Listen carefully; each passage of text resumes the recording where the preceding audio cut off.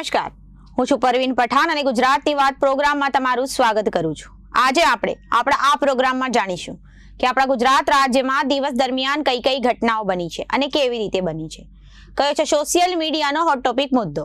તે સમગ્ર જાણકારી વિસ્તારપૂર્વક આપણા આજના આ પ્રોગ્રામમાં આપણે નિહાળીશું। તો ચાલો જાણીએ અને નજર કરીએ શરૂઆતના મુખ્યના વિશેષ સમાચારો પર।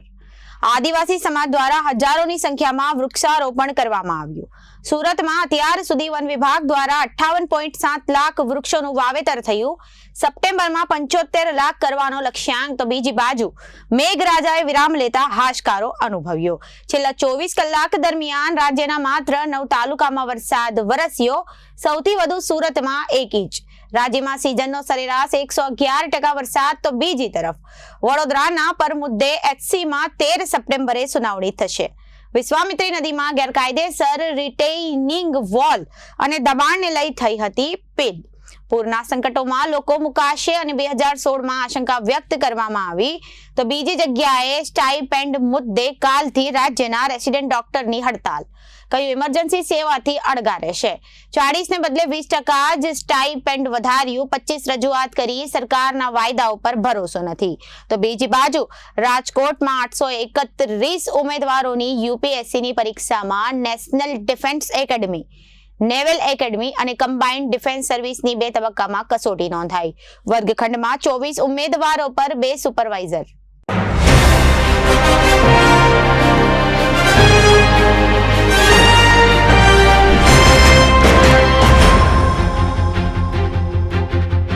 હવે જોઈએ સમાચારો વિગતવાર। આજે વિશ્વભરમાં ગ્લોબલ વોર્મિંગની સમસ્યા જોવા મળી રહી છે, ત્યારે સૌ પોતાના ઘરે, આંગણે, મહોલ્લા કે પડતર જગ્યાઓમાં દર વર્ષે એક વૃક્ષનું વાવેતર કરી ગ્લોબલ વોર્મિંગ સામે રક્ષણ અને પર્યાવરણના જતન કર્યા હેતુથી એક પેડ માં કે નામ અભિયાનની શરૂઆત કરવામાં આવી છે। હરિયાળું ગુજરાત બનાવવા માટેના અભિયાન હેઠળ 17 કરોડ વૃક્ષોનું વાવેતર માટે લક્ષ્યાંક મૂકવામાં આવ્યો છે, જેમાં સુરત જિલ્લામાં 75 લાખ વૃક્ષોનું વાવેતર કરવામાં આવશે। લાખોની સંખ્યામાં વૃક્ષોનું વાવેતર કરવા માટે સુરત વન વિભાગ દ્વારા વન મહોત્સવ કાર્યક્રમ પણ યોજવામાં આવી રહ્યો છે। વડાપ્રધાન નરેન્દ્ર મોદીના એક પેડ માં કે નામ હેઠળ રાજ્યને હરિયાળું બનાવવા માટે લોકો યોગદાન કરે, આ હેતુથી રાજ્યમાં કરોડોની સંખ્યામાં વૃક્ષોનું વાવેતર કરવામાં આવશે, જેમાં સુરત જિલ્લાએ મહત્વનું યોગદાન આપ્યું છે। અત્યાર સુધીમાં સુરત રેન્જમાં 58.7 લાખ વૃક્ષોનું વાવેતર કરી દેવામાં આવ્યા છે, જ્યારે સપ્ટેમ્બર સુધી વન વિભાગે આશા રાખી છે કે 75 લાખ વૃક્ષોનું વાવેતર સુરત સહિત ગ્રામ્ય અને ટ્રાઇબલ વિસ્તારમાં કરી દેવામાં આવ્યું છે। પર્યાવરણના જતન માટે દર વર્ષે સુરત શહેરમાં વન વિભાગ દ્વારા વર્ષે 40 લાખ અને મહાનગરપાલિકા દ્વારા 10 લાખ રોપાનું વિતરણ કરવામાં આવે છે। સુરત રેન્જના ડીસીએફ સચિન ગુપ્તાએ જણાવ્યું હતું કે એક પેડમાં કે નામ મુહિમ હેઠળ ગુજરાતને 17 કરોડ વૃક્ષો વાવવા માટે ટાર્ગેટ કરવામાં આવ્યો છે। ગુજરાતના સુરત જિલ્લામાં અત્યાર સુધીમાં 58.07 છોડ વાવી દેવામાં આવ્યા છે। અમે પ્રયત્ન કરી રહ્યા છીએ કે અમે સુરત રેન્જમાં 75 લાખ વૃક્ષો વાવીએ છીએ। આ માટે અમે એનજીઓ અને સ્થાનિક લોકો સાથે ડિપાર્ટમેન્ટલ પ્લાન્ટેશન કરી રહ્યા છે। અમે ગામના લોકો, સરપંચ તમામને એકત્ર કરી મહત્તમ વૃક્ષારોપણ થાય આ માટે પ્રયાસ કરી રહ્યા છે। આ માટે જેટલા પણ પ્લાન્ટ અમારી સરકારી નર્સરીના છે ત્યાંથી લોકો નિઃશુલ્ક પ્લાન્ટ લઈને જઈ રહ્યા છે અને પોતપોતાના વિસ્તારોમાં, પોતાની ઘરની પાછળ, ખેતરોમાં, ઘરની આંગણામાં માતાના નામે એક પ્લાન્ટ લગાવી રહ્યા છે।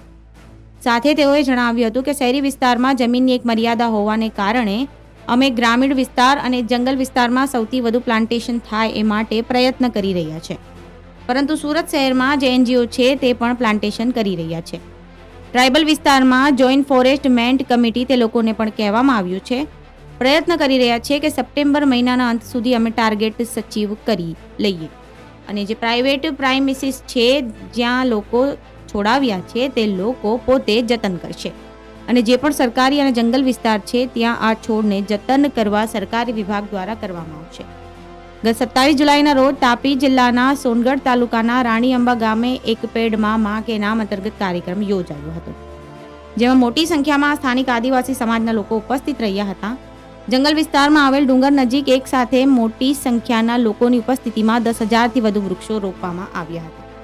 સ્થાનિક વન વિભાગ અને પ્રાકૃતિક સંસ્થાના સહયોગથી કાર્યક્રમનું આયોજન કરાયું હતું, જેમાં ગૃહમંત્રી હર્ષ સંઘવી પણ હાજર રહ્યા હતા. હાજર લોકો પોતાની માતા માટે એક વૃક્ષ વાવ્યું હતું. આ કાર્યક્રમમાં આદિવાસી સમાજના 8 વર્ષથી લઈને 80 વર્ષ સુધીના નાગરિકો હજારોની સંખ્યામાં હાજર રહ્યા હતા અને પોતાની માતાના નામે એક વૃક્ષનું રોપણ કર્યું હતું. ગુજરાતમાં શનિવારથી મેઘરાજાએ વિરામ લેતા અને રાજ્યમાં મોટાભાગના જિલ્લાઓમાં ઉઘાડ નીકળતા તંત્રએ રાહતનો શ્વાસ લીધો છે. છેલ્લા અઠવાડિયા દરમિયાન વરસેલી મેઘમહેરના કારણે રાજ્યના અનેક જિલ્લાઓમાં જળબંબાકારની સ્થિતિ સર્જાઈ હતી. વરસાદે વિરામ લેતા પૂરની સ્થિતિનો સામનો કરી રહેલા લોકોએ અને તંત્રએ રાહતનો શ્વાસ લીધો છે. રાજ્યમાં સિઝનનો સરેરાશ 111% વરસાદ વરસી ચૂક્યો છે. ગુજરાતમાં શનિવારથી મેઘરાજાએ વિરામ લેતા અને રાજ્યના મોટાભાગના જિલ્લાઓમાં ઉઘાડ નીકળતા તંત્રએ રાહતનો શ્વાસ લીધો હતો. છેલ્લા અઠવાડિયા દરમિયાન વરસેલી મેઘમહેરના કારણે રાજ્યના અનેક જિલ્લાઓમાં જળબંબાકારની સ્થિતિ સર્જાઈ હતી. વરસાદે વિરામ લેતા પૂરની સ્થિતિનો સામનો કરી રહેલા લોકો અને તંત્રએ રાહતનો શ્વાસ લીધો છે. રાજ્યમાં સિઝનનો સરેરાશ 111% વરસાદ વરસી ચૂક્યો છે. રાજ્યમાં સિઝનનો સરેરાશ 111% વરસાદ વરસ્યો હતો. કચ્છ ઝોનમાં 179%, સૌરાષ્ટ્ર ઝોનમાં 125%, દક્ષિણ ગુજરાતમાં 111%, પૂર્વ મધ્ય ગુજરાતમાં 105%, ઉત્તર ગુજરાતમાં 88% વરસાદ નોંધાયો છે. વર્ષ 2016માં વડોદરાના શૈલેષ અમીન સહિત 6 અરજદારો દ્વારા ગુજરાત હાઈકોર્ટમાં જાહેર હિતની અરજી કરવામાં આવી હતી, જેમાં રાજ્ય સરકાર સહિત 10 ઓથોરિટીને પક્ષકાર બનાવવામાં આવેલી છે. આ અરજદારોમાં મોટાભાગે કોંગ્રેસ પક્ષ સાથે જોડાયેલા અરજદારો છે. અરજીનો મુખ્ય વિષય વડોદરામાં આવેલી વિશ્વામિત્રી નદીમાં ગેરકાયદે રિટેઇનિંગ વોલ બનાવવાનો અને મુખ્યમંત્રી આવાસ યોજનાના ઓથા હેઠળ ખાનગી કંપનીઓ દ્વારા સરકારી જમીન પચાવી પાડવાનો છે. આ અરજી મુદ્દે આગામી 13 સપ્ટેમ્બરના રોજ હાઈકોર્ટમાં વધુ સુનાવણી હાથ ધરનાર છે. અરજદારોએ પોતાની અરજીમાં જણાવવામાં આવ્યું હતું કે મુખ્યમંત્રી આવાસ યોજના હેઠળ ઓઠા હેઠળ એક ખાનગી કંપની દ્વારા વિશ્વામિત્રી નદીમાં ગેરકાયદે રિટેઇનિંગ વોલ બનાવવામાં આવી છે. વિશ્વામિત્ર નદીના કાંઠે સંજયનગર અને ઇન્દિરાનગર નામનો ઝૂંપડપટ્ટી વિસ્તાર આવેલા છે, જેના પુનઃવસન માટે ત્યાં મુખ્યમંત્રી આવાસ યોજના બનાવવાનું નક્કી કરાયું હતું, જેથી વિશ્વામિત્ર નદીના કાંઠે એક ખાનગી કંપનીએ મુખ્યમંત્રી આવાસ યોજના બનાવવાની જગ્યા સોંપવામાં આવી હતી. જિલ્લા કલેક્ટર 44,000 સ્ક્વેર મીટર જમીન વડોદરા મહાનગરપાલિકાને સોંપી હતી અને ખાનગી કંપનીએ પોતાના ફાયદા માટે રિંગ રોડ પહોળો બનાવવા માટે પણ કામગીરી કરી હતી. જોકે કંપનીનો ઉદ્દેશ ત્યાં એક મોટો મોલ બનાવવાનો હતો. પ્રાઇવેટ કંપની અને વડોદરા મહાનગરપાલિકા વચ્ચે કરારો પણ થયા હતા. અરજદારે આ ગેરરીતિ લઈને વિરોધ પણ કર્યો હતો. ખાનગી કંપનીએ કોઈપણ પૂર્વ મંજૂરી વગર વિશ્વામિત્રી નદીમાં 15 થી 20 ફૂટ ઊંચી દિવાલ બનાવી દીધી હતી. આ દિવાલ બનાવવાથી નદીના પ્રવાહને અને અંદરના જીવોને પણ અસર થશે તેવું અરજદારે અરજીમાં જણાવ્યું હતું.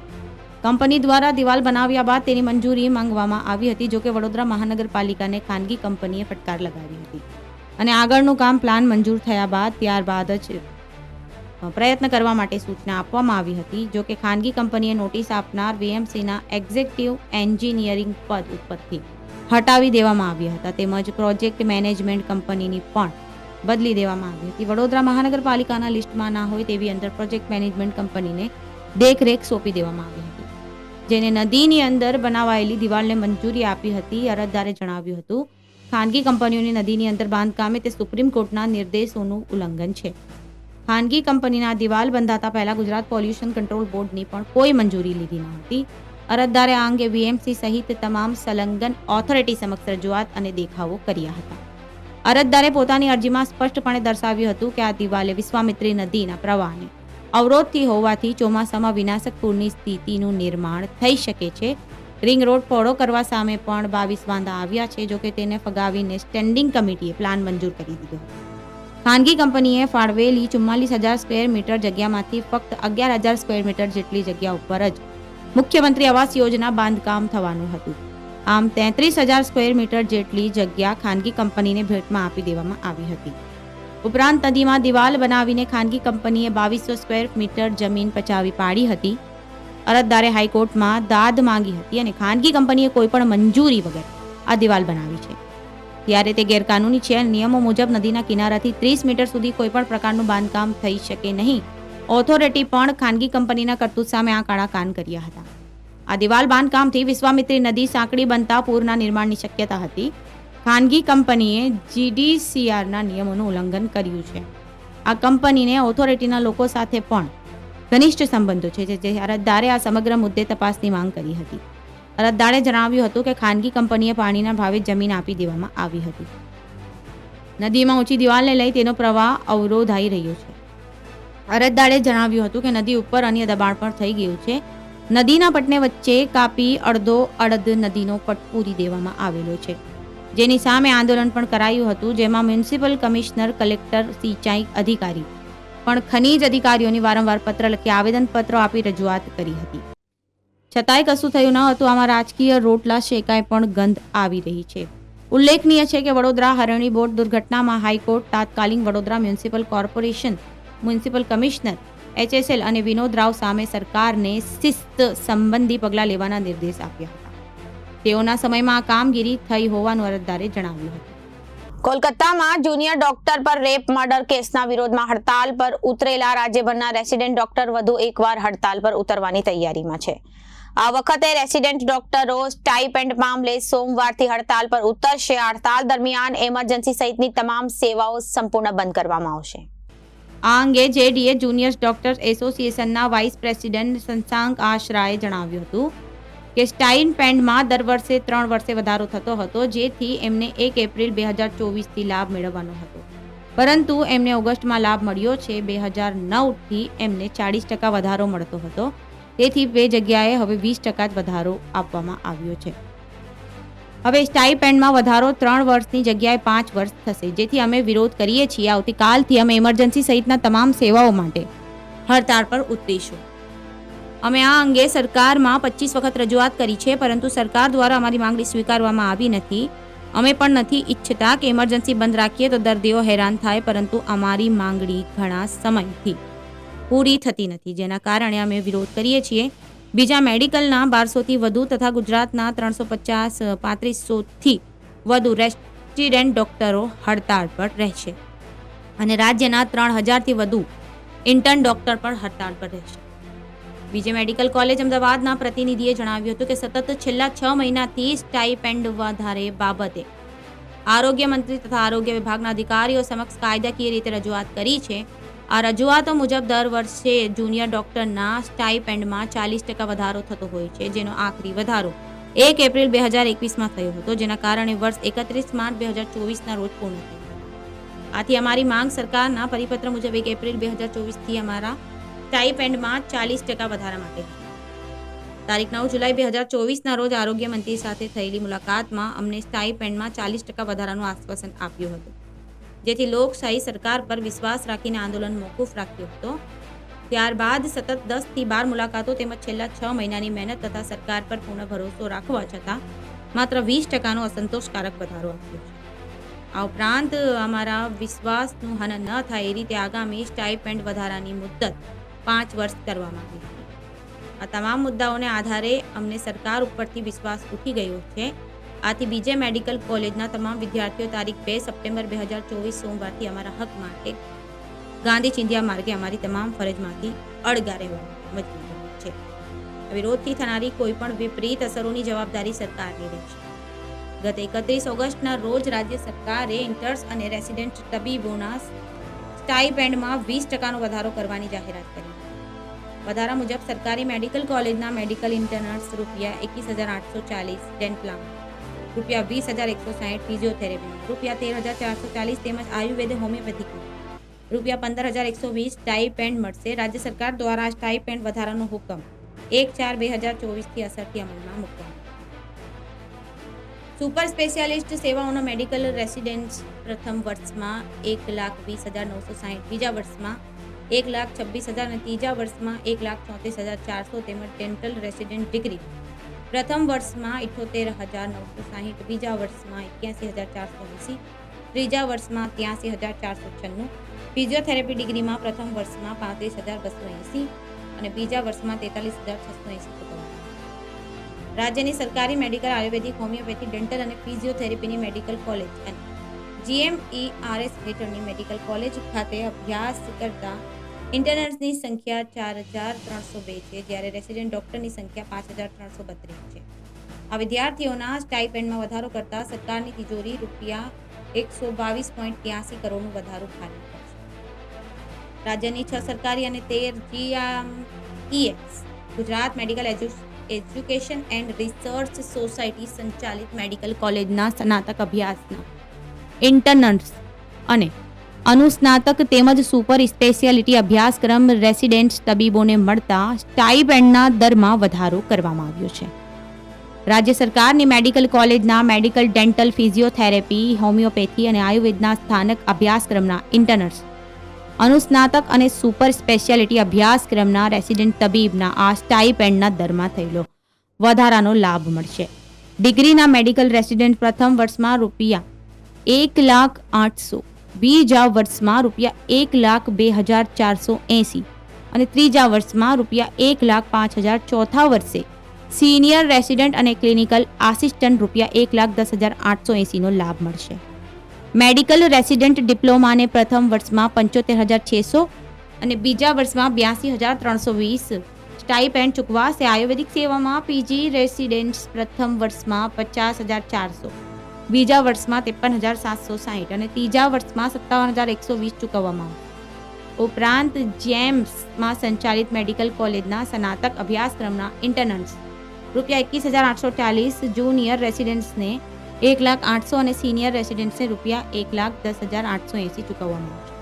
યુનિયન પબ્લિક સર્વિસ કમિશન દ્વારા આજે 1 સપ્ટેમ્બર દેશભરમાં national defence academy, naval academy પરીક્ષા અને કમ્બાઇન્ડ ડિફેન્સ સર્વિસની પરીક્ષા લેવામાં આવી રહી છે. યુપીએસસી દ્વારા લેવામાં આવી રહેલી પરીક્ષામાં રાજકોટના 3 પરીક્ષા કેન્દ્ર પર 831 ઉમેદવારો નોંધાયા હતા. કડક પોલીસ બંદોબસ્ત વચ્ચે સવારથી પરીક્ષા શરૂ કરવામાં આવી હતી, જેમાં ઉમેદવારોના ખિસ્સા અને પાકીટ તપાસવામાં આવ્યા હતા. સાથે જ ઇલેક્ટ્રોનિક ગેજેટ્સ લાવવાની મનાઈ કરવામાં આવી હતી. રાજકોટમાં સદગુરુ મહિલા college, IP mission NK Kansagara કોલેજમાં પરીક્ષા ગોઠવાઈ હતી, જેમાં 3 સેશનમાં પરીક્ષા લેવામાં આવી હતી. જેમાં સદગુરુ મહિલા કોલેજના પરીક્ષા સુપ્રિન્ટેન્ડન્ટ અમિત જોશીએ જણાવ્યું હતું કે આ કમ્બાઇન્ડ ડિફેન્સ સર્વિસની પરીક્ષા લેવામાં આવી રહી છે, જેમાં 320 વિદ્યાર્થીઓ પરીક્ષા કેન્દ્રો પર નોંધાયેલા છે, જેનું પોલીસ દ્વારા ફિઝિકલ ચેકિંગ કરવામાં આવ્યા બાદ એન્ટ્રી આપવામાં આવી છે. એક ક્લાસરૂમમાં 24 વિદ્યાર્થીઓ નિયમ પ્રમાણે બેસાડવામાં આવેલા છે અને તેમાં પણ સુપરવાઇઝર રાખવામાં આવ્યા છે, જેથી પરીક્ષા દરમિયાન કોઈ પણ પ્રકારની ગેરરીતિ ન થાય અને પરીક્ષા કેન્દ્રમાં પરીક્ષાર્થીઓ માટે પેપર શરૂ થવાના 30 મિનિટ પહેલા એન્ટ્રી બંધ કરવામાં આવી હતી. એડમિટ કાર્ડ વગર કોઈ પણ ઉમેદવારને પ્રવેશ આપ્યો ન હતો.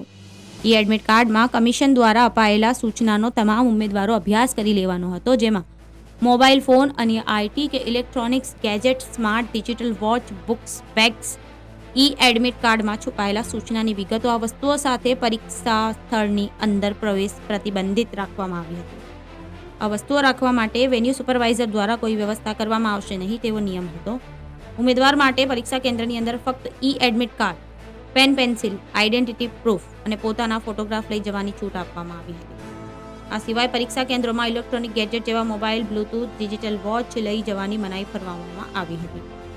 પોલીસના ચુસ્ત બંદોબસ્ત વચ્ચે પરીક્ષા લેવામાં આવી રહી છે. આ સાથે જ પરીક્ષા કેન્દ્રોમાં સીસીટીવીની સાથે કડક પોલીસ બંદોબસ્ત ગોઠવવામાં આવ્યો છે, જેના કારણે કોઈ પણ વિદ્યાર્થી ગેરરીતિ આચરી ન શકે. તો અત્યારે ગુજરાતની વાતમાં વિરામ લઈએ. વધુ સમાચારો માટે જોતા રહો જનાદેશ ન્યૂઝ. નમસ્કાર.